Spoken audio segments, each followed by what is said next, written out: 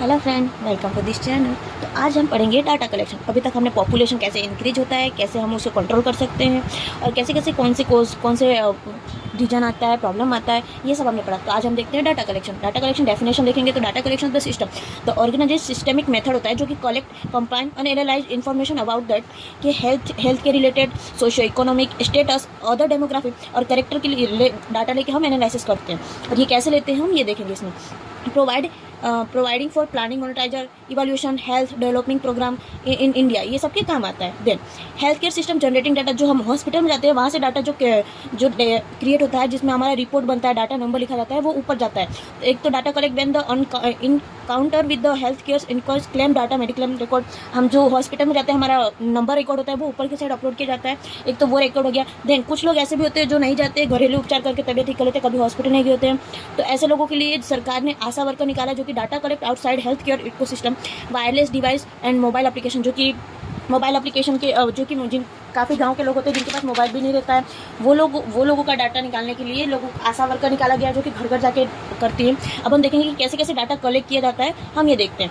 First देखते हैं civil register system, जिसमें कि पर्पस होता है record all birth, death, still birth जो कि जन्म होने वाले हैं, इन्फेंट डेथ जो कि मर चुके हैं, बच्चे जन्म लेते मर गए। Then provide vital data for population statics mortality, जो कि मदर्स है जो कि जिनका डेथ हो गया है, और पॉपुलेशन स्टेटिक्स का इसका कैसे कैसे करते हैं। की फीचर्स क्या है, रजिस्ट्रेशन बर्थ डेथ एक्ट 1969 में ये निकाला गया था।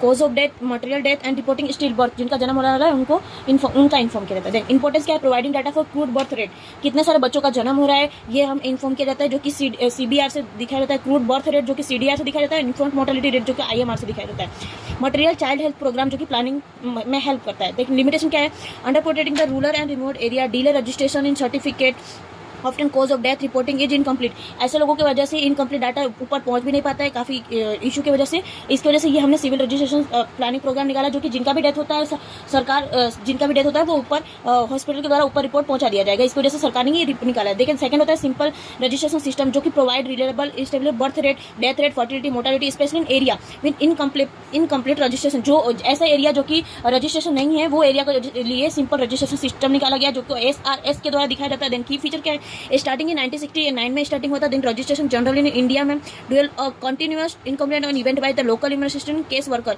एंड आशा वर्कर, जो कि आशा वर्कर के द्वारा किया जाता है every give month after SRS service.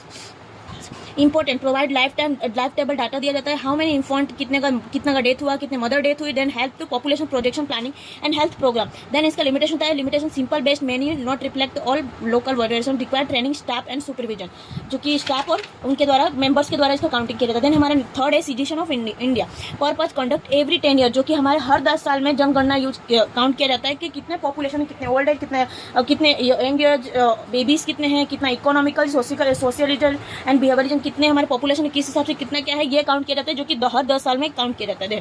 Provide compression demography, social economic data for entire country, economic data entire country का बताया जाता है। Then key feature manage by the office of the registration general signature commissioner in India, collect information on population, size, age, literacy, occupational, housing, migration to ages process, house listing detail all house holder.